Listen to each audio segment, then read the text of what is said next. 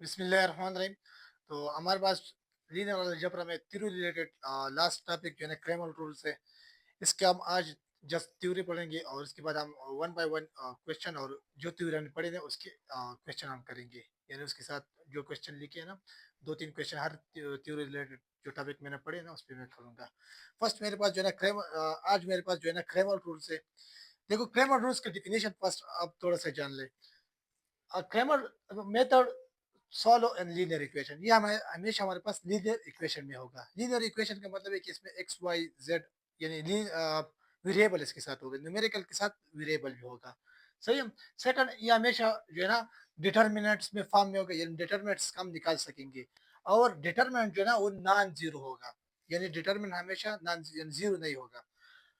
अगर डिटर्मिनेंट जो है ना वो जीरो हो गया तो मेरे पास मजीद सवाल नहीं होगा, यानी उसका आंसर जो है उस टाइम जो है ना अगर किसी का ए के जो है ना इसका मैं डिटर्मिनेंट निकालो और मेरे पास जीरो आ गया तो ये नो मोर सॉल्व, नो मोर सॉल्व यानी मजीद ये सवाल नहीं हो सकता। ठीक है, तो इसका आंसर बस यही हो गया। तो इसके क्रैमल रूल्स हम निकाल नहीं सकते अगर जीरो आ गया लास्ट पे। तो हमेशा हमको चाहिए कि हम इसमें लास्ट में जो है ना नॉन जीरो लाएंगे। फोर्थ नंबर पॉइंट्स मेरे पास है जो ना, इट ऑलवेज स्क्वायर मैट्रिक्स, ये स्क्वायर मैट्रिक्स फॉर्म में होगा, हमेशा के लिए स्क्वायर मैट्रिक्स फॉर्म में होगा। और इसमें जो लास्ट पॉइंट है, the number of equation is equal to number of variable. इसका मतलब जो ये कि न्यूमेरिकल वैल्यू हमेशा मैंने कहा मैट्रिक्स स्क्वायर मैट्रिक्स में होगा, या तो 3/3 होगा या 2/2 होगा। फॉर एग्जांपल मैं इधर लूंगा कि एक्स प्लस वाई, और इधर मेरे पास ये हो गया और इक्वल टू 5 मैंने लिख दिया। अगर ऐसे टाइप क्वेश्चन आ गया क्रेमल रूल्स में, ये मेरे पास इसका सोल्यूशन हम नहीं निकाल सकते, क्रेमल रूल्स इसको ओबे नहीं कर सकता, इसको हम रिमूव करेंगे, इसको हम एक्सेप्ट नहीं हो सकता। हमेशा मेरे पास क्वेश्चन कैसा होगा, स्क्वायर में ऐसे होगा कि 2x प्लस वाई हो गया और इक्वल टू 0 हो गया, और इधर मेरे पास 3x प्लस वाई हो गया और इक्वल टू 10 हो गया। फॉर एग्जाम्पल ऐसे क्वेश्चन हो गया, क्योंकि इधर मेरे पास जो है ना वन वन और टू यानी टू रो है और वन टू कॉलम है। इसका जो है ना हम कैसे फाइंड आउट करेंगे, इसका अगर हम डिटरमिनेंट फॉर्म में कन्वर्ट करेंगे, हम ऐसे कम करेंगे कि ये मेरे पास एक मैट्रिक्स है ए, और इसके आगे जो है ना वेरिएबल के आगे जो लिखा है ना, यानी इधर -2 लिखा तो मैं -2 लिखूंगा, इधर मेरे पास +1 है तो मैं +1 लिखूंगा, और इधर मेरे पास 3 है 3 हो गया, और इधर मेरे पास 1 हो गया। और इसके साथ ये मेरे पास ए मैट्रिक्स हो गया, और ये कांस्टेंट इस राइट साइड पे जो आए ना इसको मैं इधर लिखूंगा, मेरे पास बी मैट्रिक्स 0 और 10। इस पे मैं क्वेश्चन करूंगा, आप लोगों को बहुत क्लियर समझ आ जाएगा। फिर उसके बाद जो है ना इसके कुछ फार्मूले उसको आप याद कर लें। फार्मूले ऐसे फॉर्म में हो सकता है कि अगर मैं कहता हूँ कि ए मैट्रिक्स है, उसमें जो है ना मैं एक्स निकालना चाहता हूँ, यानी एक्स का आंसर मेरे पास क्या होगा। तो मैं ऐसे काम करूंगा कि इस ए मैट्रिक्स को मैं इसका फर्स्ट में डिटर्मिनेंट निकालूंगा। ठीक है, उसके बाद मैं ऐसे काम करूंगा, इस डिटर्मिनेंट के साथ यानी जो बी मैट्रिक्स में निकाला है ना इसको मैं लिखूंगा, यानी मैं इसको इस फॉर्म में लिखूंगा कि एक्स अगर मैं निकालना चाहता हूँ तो मैं इसे लिख सकता हूँ, A X determinant divide by A determinant. ये एक फार्मूला है, इसको आप याद कर ले। फिर सेकंड फार्मूला मेरे पास, इधर अगर मैं y का वैल्यू निकालना चाहता हूँ तो मैं y लिखूंगा, और इधर मैं लिखूंगा कि a, और y इस a के साथ छोटा सा मैं y लिखूंगा, और इसकी मैं डिटर्मिनेंट निकालूंगा। फिर उसके बाद मैं ऐसे काम करूंगा, जो a डिटर्मिनेंट है उसको मैं इधर लिखूंगा, इस पे डिवाइड करूंगा। अगर मैं मुझे कोई कहा कि क्यों का मुझे क्रेमर निकालना है, यानी क्यों का आंसर क्रेमर रूल्स में क्या आएगा, तो ऐसे क्यों लिखा होगा, और इधर मैं लिखूंगा कि क्यों जो है ना इसको मैं स्मॉल लिखूंगा और डिटरमिनेंट निकालूंगा, और उसके बाद मैं ए डिटरमिनेंट पे डिवाइड करूंगा। इस पे अब हम एक एग्जांपल करते हैं, आप लोगों को क्लियर समझ आ जाएगा। सो अब मेरे पास जो एग्जांपल आया ना इसको हम सॉल्व करेंगे।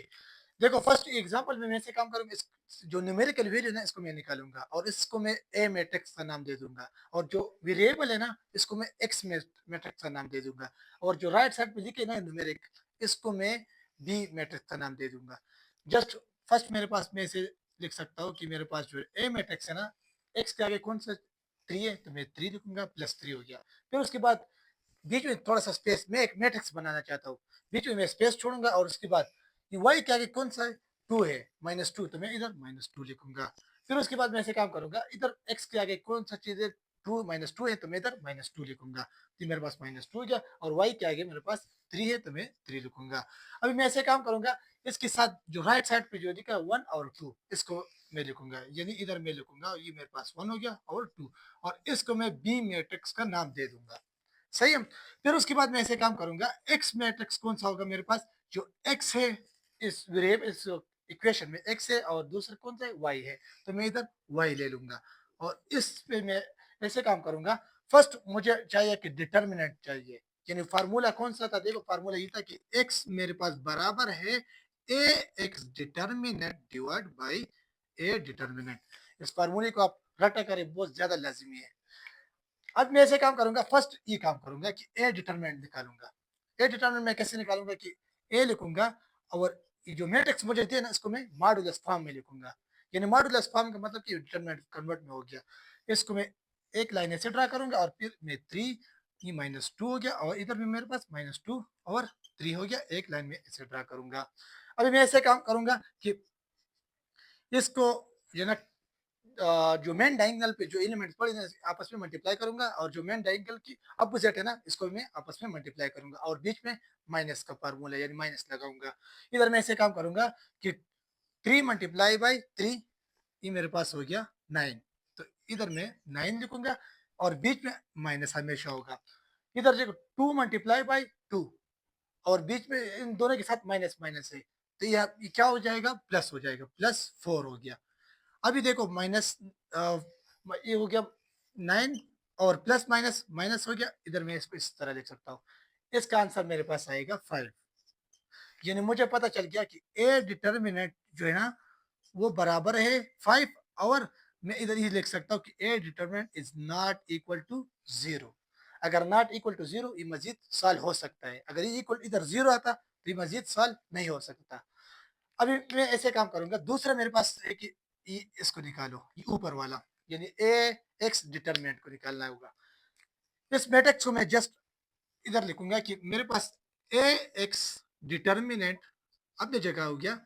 इसमें दो दो चीजें, ये जो है ना ये कॉलम, इसको मैं एक्स रिप्रेजेंट करूंगा, और सेकंड जो है ना इसको मैं वाई रिप्रेजेंट करूंगा।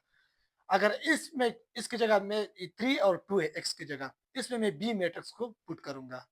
ये मेरे पास कौन सा है, एक 2 है, 1 है और 2 है, यानी एक्स की जो कॉलम है ना, इसमें मैं 1 और 2 लिखूंगा।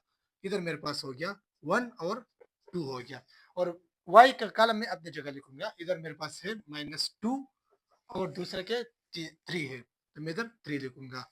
अभी मैं ऐसे काम करूंगा, इनको आपस में मल्टीप्लाई करूंगा, जस्ट बहुत ही 3 × 1 मेरे पास 3 हो गया, और 2 × 2 4, और एक फार्मूले वाला माइनस है और एक ही माइनस है, कि प्लस हो गया, ये मेरे पास 4 हो गया। सही है। अभी ये मेरे पास इसका आंसर आ गया 7 हो गया, यानी ए एक्स डिटर्मिनेंट का आंसर 7 हो गया। जस्ट मैं इस फार्मूले में इसको अब पुट करूंगा कि एक्स मेरे पास बराबर है कि ए एक्स डिवाइड बाई ए, इधर भी डिटर्मिनेंट इसका भी डिटर्मिनेंट, ए एक्स का आंसर क्या है 7, तो मैं इधर 7 लिखूंगा, और डिवाइड बाई ए डिटर्मिनेंट कौन सा है, इधर 5 आया था, तो इस 5 को मैं इसके नीचे लिखूंगा। इसका यही आंसर हो गया। मैथमेटिक्स में हमेशा आप लोग पॉइंट साइड पे क्वेश्चन को ले जाने से दूर रखें, यानी बस जस्ट इधर तक आपका आंसर ठीक है। अगर पॉइंट में ले जाना चाहते हैं तो कोई इशू नहीं है, मगर मैथमेटिक्स में ज्यादातर इस तरह हो तो बहुत अच्छा लगता है। नेक्स्ट मेरे पास जो है ना दूसरा फार्मूला ये है कि y इक्वल टू ए, और y इसके नीचे तो छोटा सा लिखना, और इसका determinant divide by A determinant में लिखूंगा।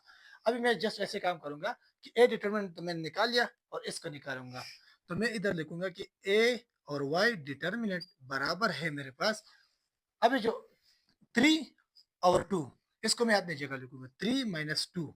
सही है। इधर वाई की जो रो है ना, इसकी जगह मैं बी कॉलम लिखूंगा, बी की जो मैट्रिक्स है इसको सारे में इस वाई की जगह लिखूंगा। इधर मेरे पास कौन सा है 1, और दूसरा क्या है 2 है। ये क्रैमर रूल्स का रूल्स यही है, ठीक है।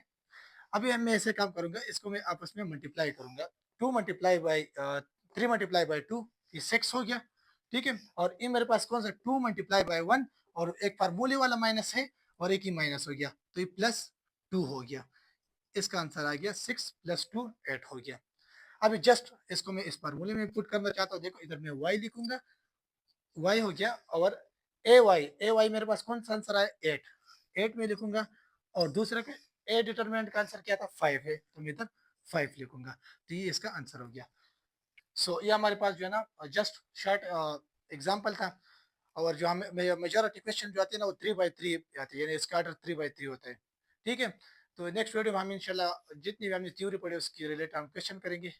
तो इंशाल्लाह अभी तक इतना ही काफी है। मिलते हैं नेक्स्ट वीडियो में। Thank you.